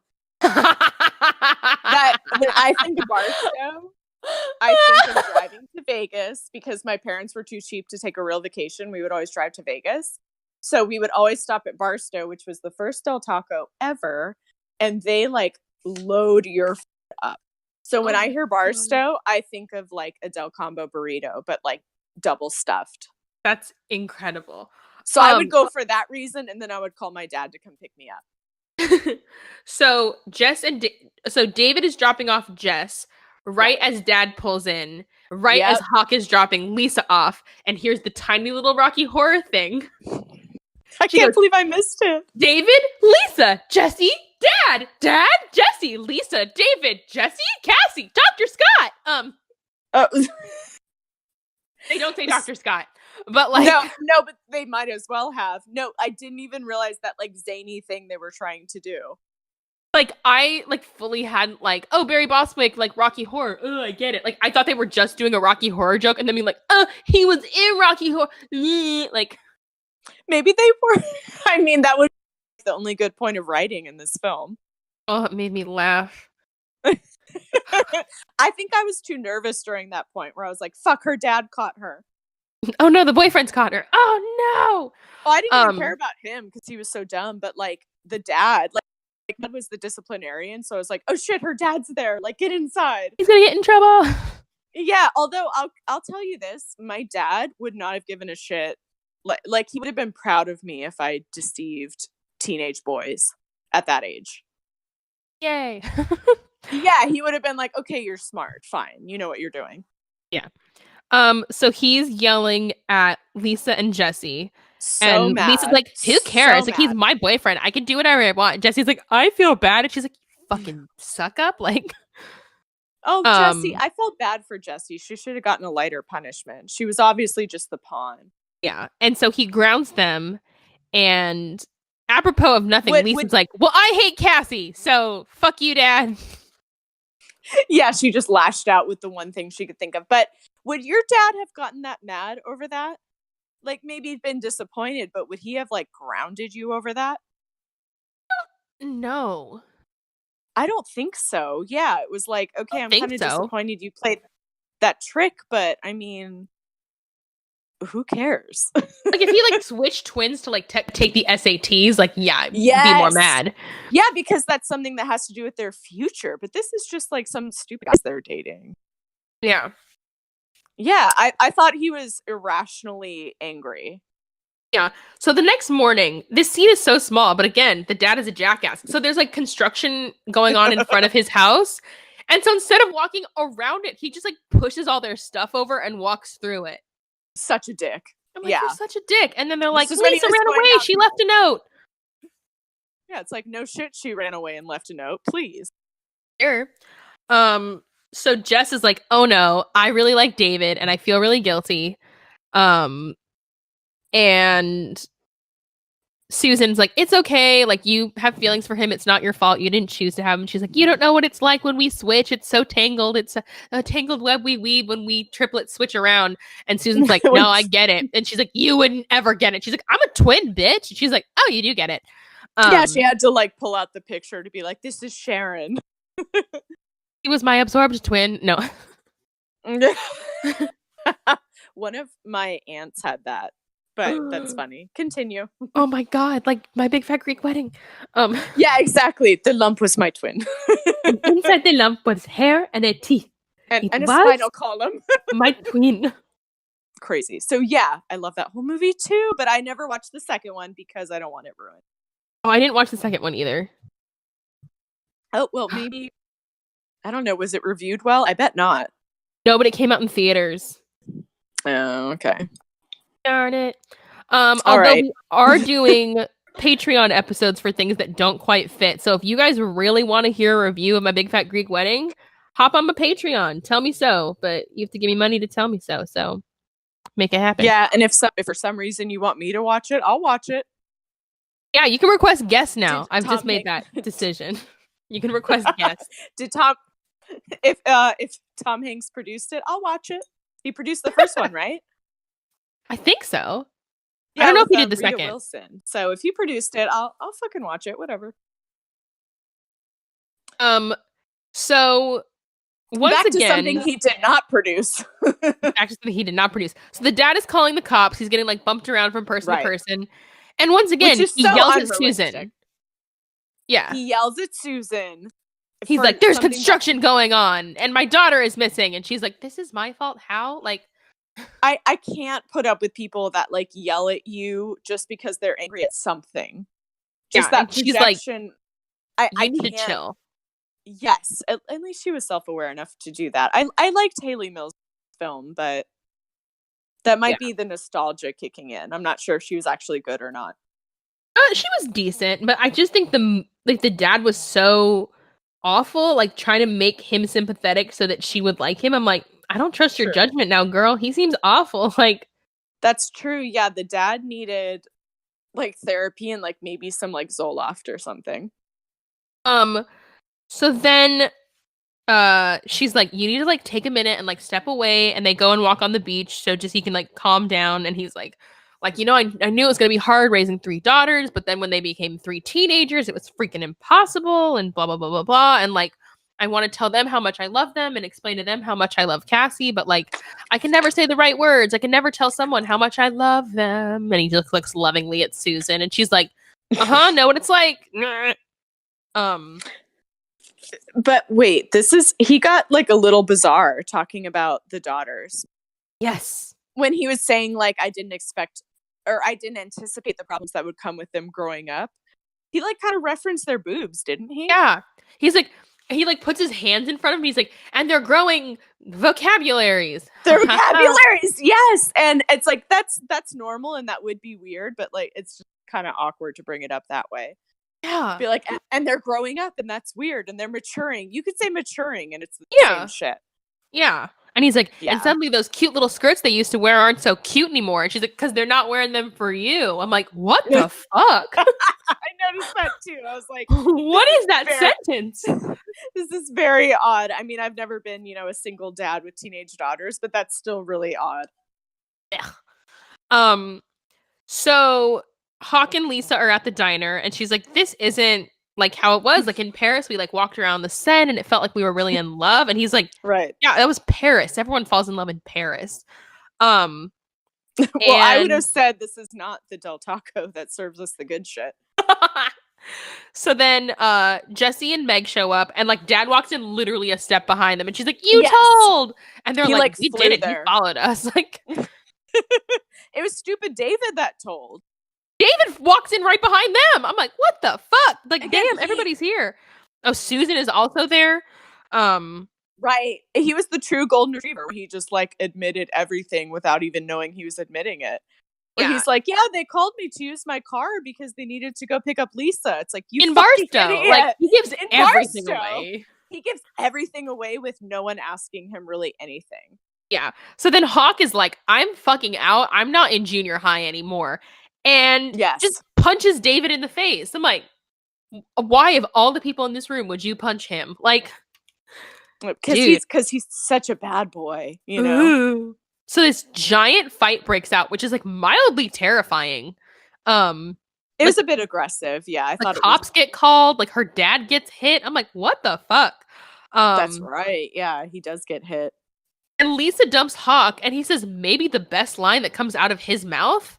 When she goes, people aren't good for each other everywhere. We were great together in Paris. We were good in LA. And I guess we were bad in Barstow.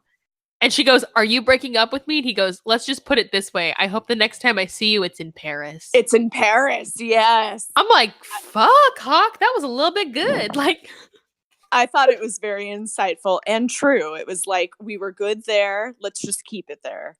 Yeah. I'm like, oh, little bit of insight. It's insightful to anyone that's had a fabulous vacation hookup, which I'm one of those people. Don't bring them to your home situation because it's not the same. No, it's never the same.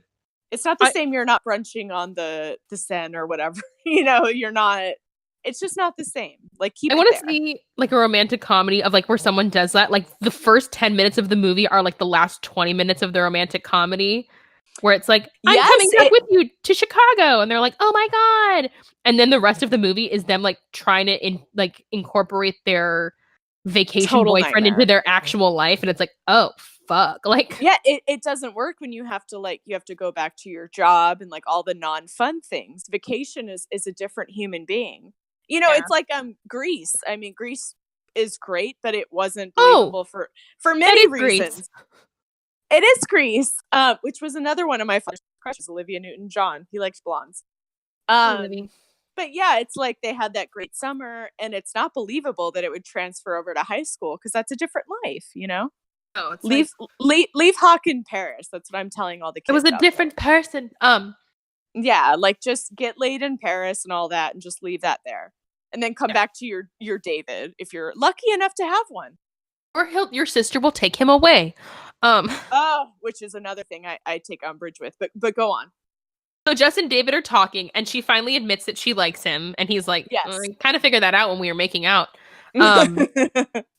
And Susan is cleaning up the dad. He is laid out across the prep station in the kitchen. I'm like, first of all, those things are like a foot wide. Second of all, the restaurant is still open and serving food. So like, ew. And 3, there's like a million empty tables out there. Go lay on a table. It's a health code violation and there's plenty of room to lie down. Like, that is very extra and dramatic of him, which is tiny cut on his forehead. That is it. It's consistent of the character. He's very dramatic when he doesn't need to be. And like Megan is like watching them through the waitress window.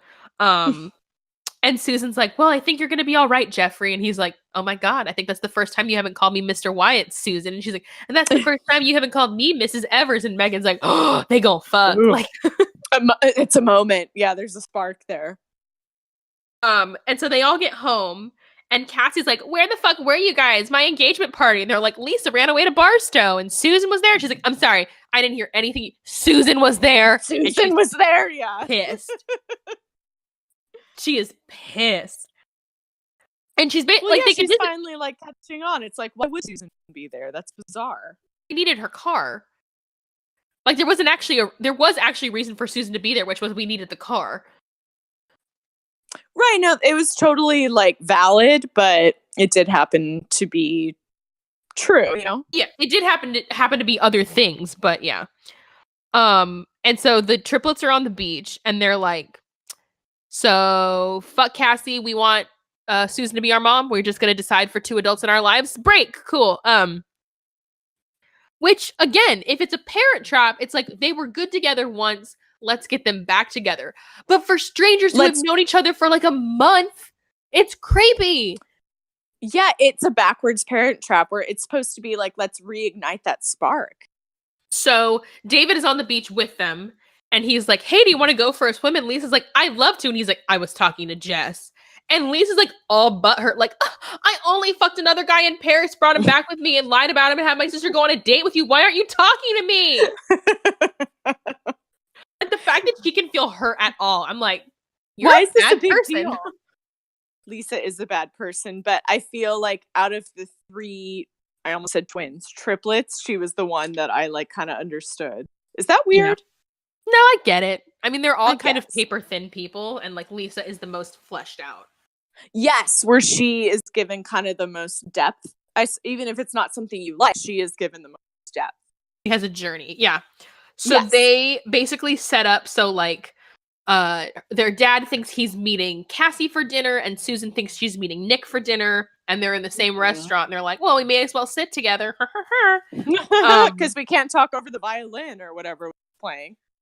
Violin's too loud. We have to move closer together. I told you the violin was a bad idea. I'm like, Jesus Christ. But which it was too loud, and I'm glad because it was obnoxious. It was.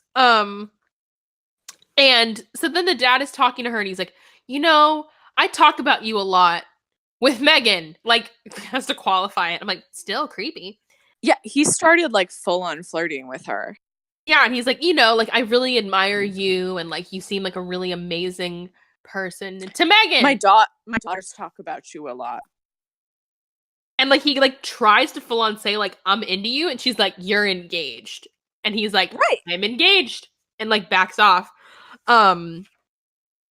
And so the next night, Cassie is like, oh, I brought home dinner, blah, blah, blah. Oh, she goes, I made dinner, and like has a takeout bag. I'm like, here, fine.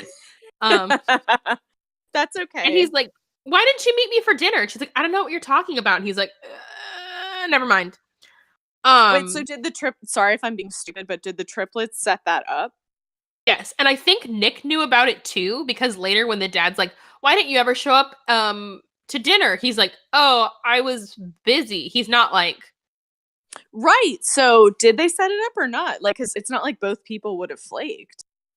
No, they did set it up. They fully set it up. That's why they were there with like, the violin and the mater. They sent a note from the maitre d' saying like, Nick's not coming because he was never coming. But Nick knew about it. Okay, yeah.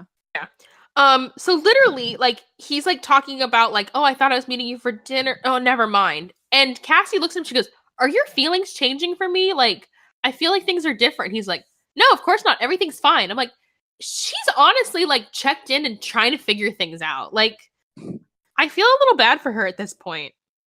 I felt bad for her kind of the whole film. Even though I didn't want them to get married, but I still kind of felt bad for her. Yeah, and then she starts to say something. I'm like, oh, watch her like disprove my sentence right now. She goes, it just feels like ever since the girls have gotten back, like things have gotten kind of crazy. I'm like, this is where she tries to send them all to a boarding school in Switzerland. Which I would have loved when right? I was in high school. I would have been like, fuck yeah, send me to Switzerland. And she goes, I just think that, for the best, it would be best for the girls if we move the wedding up. And I'm like, okay, like that's not as, you're basically trying to like hold on to him before you feel like you lose him, but that's like not that villain. Yeah, it's like, how about you marry me before their disapproval gets in the way? Yeah. Which, like, not that bad. So Jeffrey's at work the next day and he's like completely spacing through a meeting. And Nick's like, what's up? And he's like, Susan quit after we moved up the wedding and I haven't seen her in days and she won't pick up the phone and she won't call me back and I just don't know what to do. And Nick's like, you're getting married in 2 days and you keep saying a woman's name a lot who is not your fiance's. Truth. And he's like, I don't know, you're being crazy. And then he like looks down at his notepad and he's written Susie like 50 times. I'm like, creepy. Like a high school girl, like Susan. Mr. Susan Evers. Susan Wright, or whatever his last name is. Wyatt. Mrs. Susan Wyatt. So then Susan and Sharon are at Susan's house. And she's like, oh no, I quit because they moved the wedding up. Like, that's too much of a rush. I couldn't get it done that time. Like, that's unreasonable. And that's why I quit. Definitely the only reason I quit. Quit because, like, she's so clearly. My all-female contractors would not put up with that. Except they're still there. So then the doorbell rings and Sharon opens the door and it's the triplets. And they're like, hey, Susan. And Sharon's like, I'm Susan. Yep, I'm definitely Susan. Talk to me. Which is so obvious. Like, I know. And like, they know she's a twin. Yeah, exactly. They have this knowledge that she is an identical twin. So then the girls are like, we want Dad to break up with Cassie and marry you. I'm like, psychotic sentence to say to a grown adult. And Sharon, any grown adult would be like, what is going on here? Yeah, and then Sharon's like, I gotta go, and just shuts the door. And the girls are like, it didn't work. I'm like, that was a plan? Like, what? Yeah, what was the plan there? It's like, maybe give a call, set up a meeting. Like, what was the plan? To bombard somebody? Yeah. So then Sharon goes back to Susan and she's like, so you clearly have feelings for this guy. And she's like, you two need to just sit down and talk. And Susan's like, no, he's getting married like tomorrow. I can't do that to him. Which is the smart thing to say. Yeah, like, regardless of how I feel about him, like, there's other men in the world. Yeah, like, I gotta chill. She goes, sometimes you meet the right person at the wrong time. Like, sucks to suck. Yeah, there are other Barry Bostwicks out there. Like, come on. Yeah, and so then Sharon comes to their house, which is crazy because she doesn't know them. Yeah, like a woman in her 40s does that. I don't know. But I did like Sharon, so.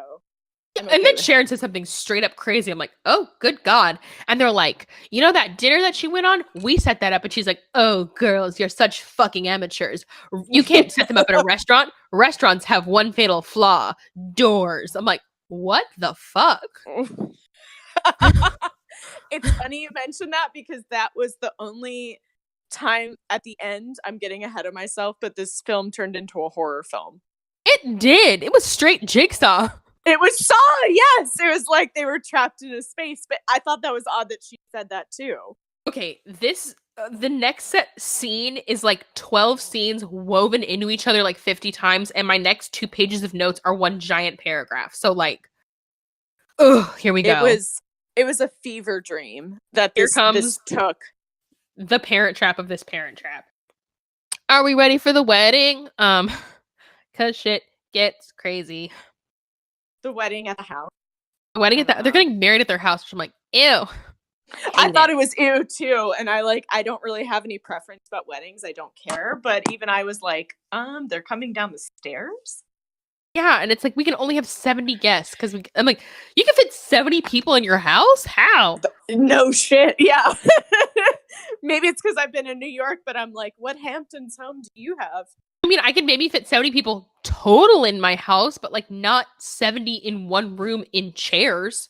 Yeah, like if they went into every bedroom and every bathroom and the basement and the backyard. Yeah. So Megan calls Susan. No, I can hear you now. So Megan calls Susan and she's like, I'm really upset. I need you to come see me. Worst acting. But it was the best acting of the film for those girls. Because even Jesse's like, that sounds stupid. And she's like, I'm trying. It was the most real moment of any of it. Yeah. Cassie's like already in her 90s wedding gown and veil and hair. Oh my god, the white dress. Yes, it was horrible. Oh, so 90s. So 90s. But wonderful for that time. My mom had that exact same veil. Like, oh god. It was a very like angled around your forehead and then just the poof. Ugh. Yes, it was very angled. There was another movie that I feel like had that same dress, and it's escaping me now. Maybe like 16 Candles, I'm not sure. Oh yeah, it could have been. So the triplets are in matching green bridesmaids dresses. And were they green? It looked blue on my TV. Teal, maybe? I don't know. It was horrible, whatever it was. It doesn't really matter. It was not a good color. For some reason, there's like the female minister is prepping the dad about the funeral and is like, oh, the New York lady.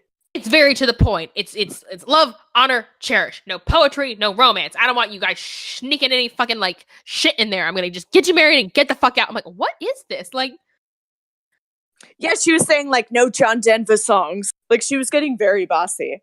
Yeah. So then David shows up and he's like, Jess, I want to talk to you. And she's like, I'm kind of busy parent trapping right now. And he's like, oh, I get it. I'm not important to you. I'm like, it's also her dad's wedding day. Like, chill. Not at this moment. Yeah, not at this moment. You're not the top important thing. Come on. Yeah. So, like, one triplet is in the room with Cassie, one's, like, downstairs with Sharon, and one's, like, in the road watching for Susan. Susan shows up, and they, like, send their signals up the room, up to the Cassie's room, and she's like, oh, Cassie, just, like, stare at yourself in the mirror, and I'll get you more hairspray. And she's like, I look so perfect, and my makeup is perfect, and my veil is perfect, and my, like, she can't, like, stop staring at herself. Which she should. Yeah. I mean, she looked great considering the time period. Yeah. And I think, like, if anything, like, that was her, like, she cared more about the wedding than the marriage. I'm like, find me a girl in Newport who's not. Yeah, it's like I mean, if you haven't caught on at that point, she was superficial about this whole marriage. Yeah. So the Although she still got married at the fiance's house, but that's fine. So she's getting it all. The twins are getting things all arranged. They're trying to get Susan and her dad into the garage at the same time. They like tell the band to start playing loud so no one can hear them like screaming for help. Terrifying. It was so sinister. And the construction workers are like, oh yeah, she went in there. And so when they finally get both of them in there, they like nail a giant piece of wood over the door. Oh, it turned into a horror film. It was so sinister. I mean, I couldn't believe it. Yeah, and the dad starts yelling at Susan. He's like, you did this. I'm like, so clearly not. She's locked in here with you. Yeah, Sharon ran into the house and went, Jeffrey, I want to talk to you, and like ran out. So he does think Susan did it. Mm-hmm. Yeah, but he blames her for everything, which I'm so glad you pointed that out, where it's like everything is Susan's fault for some reason. Yeah. So it's like, if it was my fault, I wouldn't be trapped in there with you. Yeah. Like, that doesn't look fun. So then Cassie is at the top of the stairs and she like looks down to the band leader and she's like, are we ready? And he just starts playing the wedding march when the groom is clearly not there. Right. Yeah. Well, I thought that was odd too. It's like, isn't he supposed to be, I've been in about 4 weddings at this point in my life. And the groom is supposed to already be there before you start.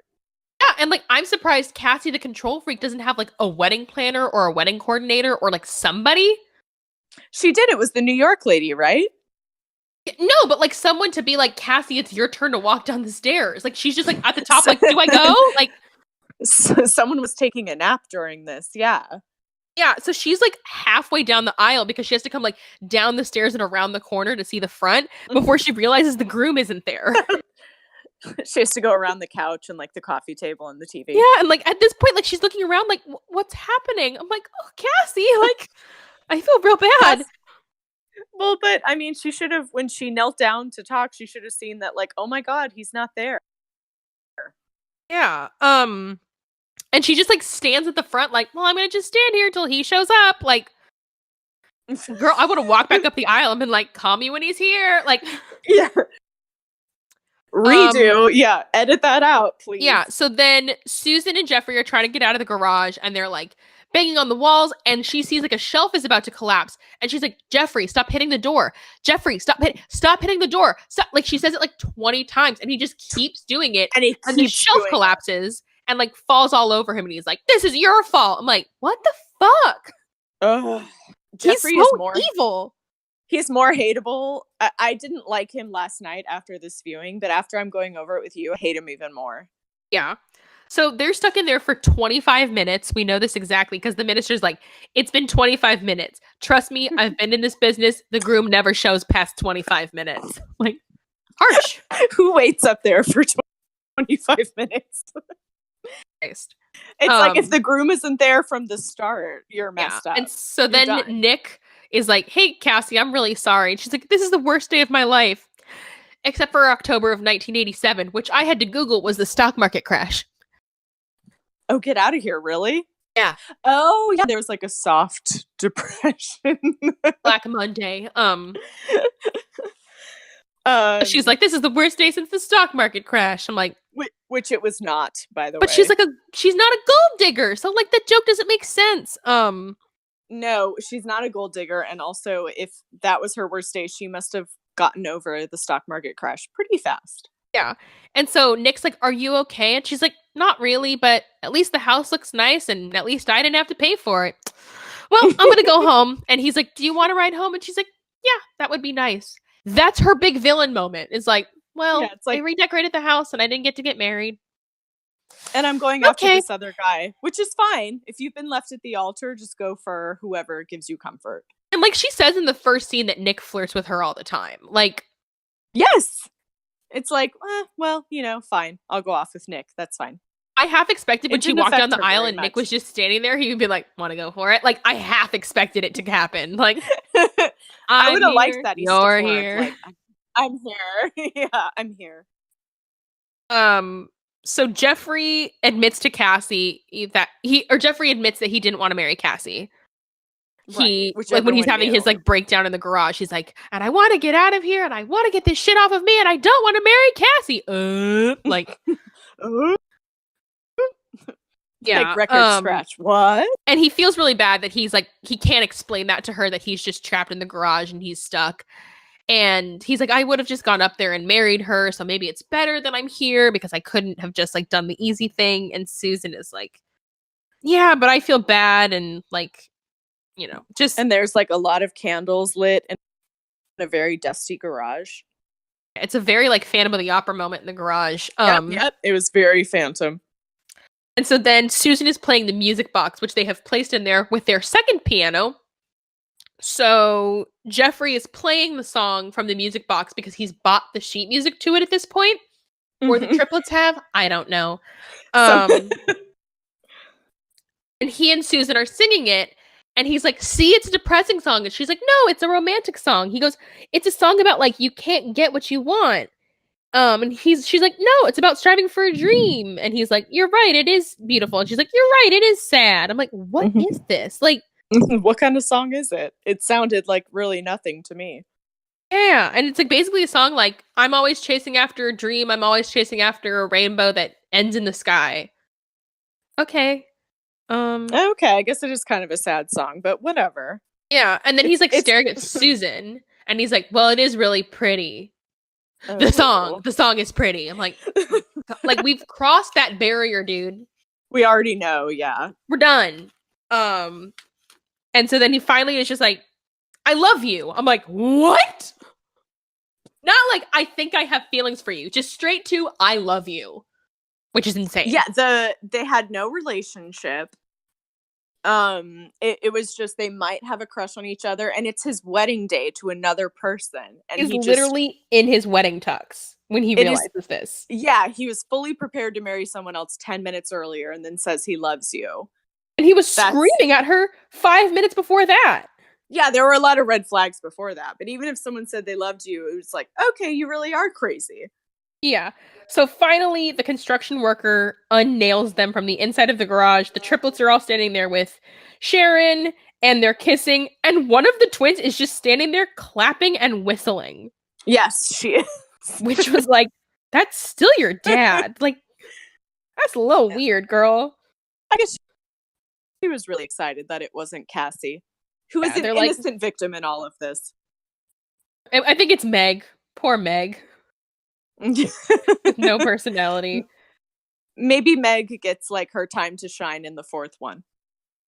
Yeah, and then they're like, oh man, you caught us kissing. And then the movie's over. Oh shucks. Yeah, it ended very abruptly with them making over. out. Just bloop. Yeah, when I say it was like 85 minutes, I think that really was. Oh, like, but it was. To the minute.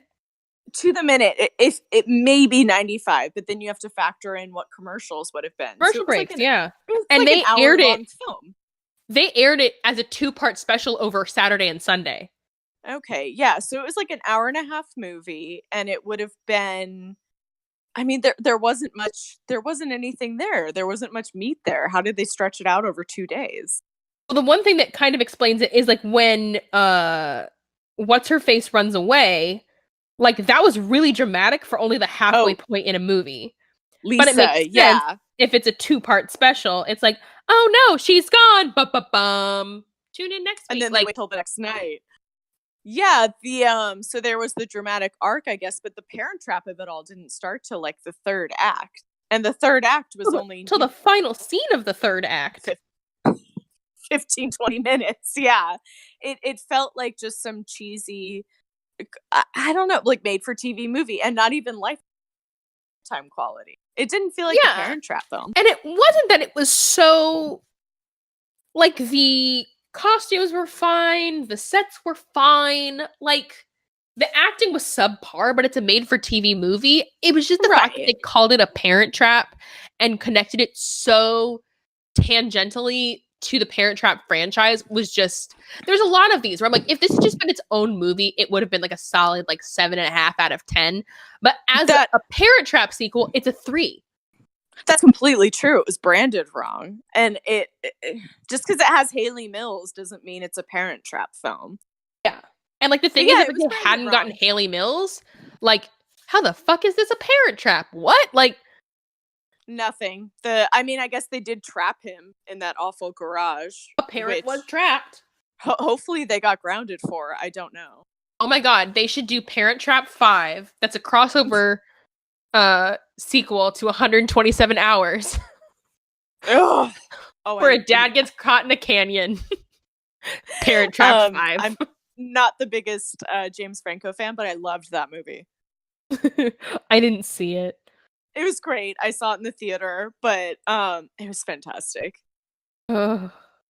Lots of anxiety, so but a good controlled anxiety. So I recommend it. Did you know that guy, like, later on cremated his arm and sprinkled the ashes where he was trapped? He's like, it's where my arm belongs. Really? I'm like, what the fuck? So he learned nothing. He went back to that place. Hopefully he had people with him. Like a small camera crew. Like, he went with people. Everything that happened to him, I was like, well, that never would have happened to me because I'm not fucking stupid. Like, I don't go do risky shit all on my own with no cell phone. Don't free climb without telling people where you're gonna go in an unrestricted zone, stupid. Like, I know we're all gonna die, but my way will not be that. You know what I mean? It's like, he set himself up for that. All right, so to wrap it up, do you have a favorite quote from the original? From the original? Oh my god, I don't know. Well, I have a favorite part from the original. Yes, that counts. It's where she cuts the square in the dress. Oh my god, she just cuts the hole up the back of the dress? what a bitch, but also at that age, it might have the opposite effect. For real. It might be like a Regina George thing where you like cut the tits out of the tank top, but it's like, oh, well, that's kind of a new fashion thing. But I always liked that part. It was just so mean. Mine is utterly predictable. It's the song. Let's get together, yeah, yeah, yeah. Why did you and I combine? Let's get together, what do you say? We could have a swinging time. We'd be a crazy team. Why don't we make this scene together? Oh. It's so cute. But I love the camp parts of it. And even in the Lindsay Lohan one, I love the camp parts of it where they sabotage the cabin. It's just brilliant. I mean, the fact that Janet from Friends is one of the counselors in the Lindsay Lohan one, like, how do you not love it? Oh, is she the daughter of the person? Yeah.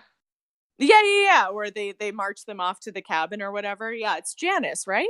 It's Janice.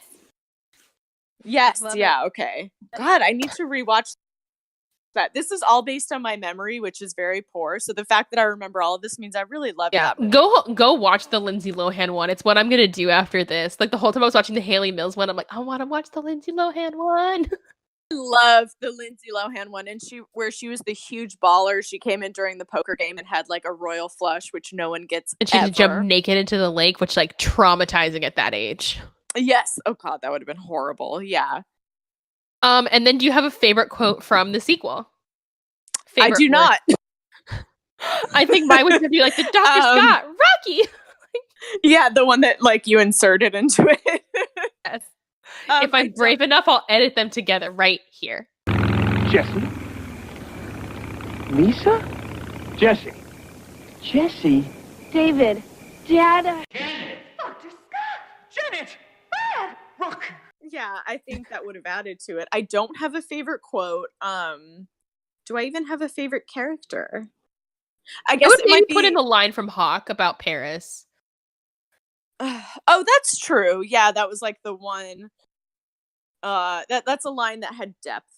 He said people aren't perfect for each other all the time, everywhere. It was good in Paris. It was okay in LA. It was lousy in Barstow. So it's over. Is that what you're saying?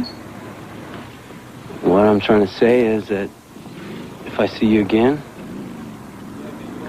I hope it's in Paris. Yeah, it was a good little line. He used that as part of his reel. I bet you he did. Well, I wonder what he's doing now. I didn't look him up on IMDb. Oh, I bet he's doing abso-fucking-lutely nothing. Maybe he's in like Lifetime. Ooh, that's kind of a lofty goal, though. I love Lifetime film. All right. Well, did you have a favorite part? Just the Dr. Scott part and the Hawk line, but that's about it. There was not a lot to hold on to in this movie. There's really not. After I finished watching it, nothing really stuck with me. And like I finished watching it 2 hours before you called. I watched it last night because I wanted it to be fresh in my mind.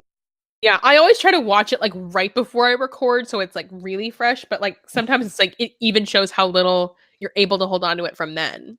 Right, and usually I watch things more than once to try. I was like, nah, I really only need this once. Yeah, it's you can't scratch beneath the surface because it's all surface. Yeah. All right. Well, thank you so much, Melanie, for our little experiment of being my first time remote guest. Thank you. Sorry if it was a little. No, patchy. we were experimenting. We're trying it out. Do you want to let people know where they can find you? I mean, I don't really do. I'm on Instagram, but I think my handle is like Miss Melanie 624. I don't even know my handles. Oh, send it to me and I'll put it in the description. If you want to find Melanie, check the description. All right, everyone. Thanks so much for tuning in. We have a lot of guests lined up for this season, and we hopefully have a lot of stupid sequels coming your way. If you want to request something specific, if you want to see something that doesn't quite fit in line with what we're doing, check out our Patreon. Check out our new website. We just redid it. Thank you for letting me take my break over Christmas. I was very, very, very busy and I needed to. And hopefully this was a nice welcome back into 2019. Oh, yeah, I thought it was. There's no better way to welcome in a new year than with an old Hayley Mills film. Amen. All right, Mel. Yes. Thanks so much for recording. And Thank I you. will see all of you guys next month. Bye. Bye. Thanks so much for listening to the Stupid Sequels podcast. Please subscribe and review so everyone can find us on iTunes. You can find us on Twitter at StupidSequels2 or email us at stupidsequelspodcast@gmail.com. Every episode is made possible by our sound engineer, Francis Gacod. Our logo was designed by Nicole Wiseman at Wise Shots, and you can find me online at Callie Blair on Twitter and pretty much everywhere else. And remember, even though these movies are stupid, deep down, we really love them.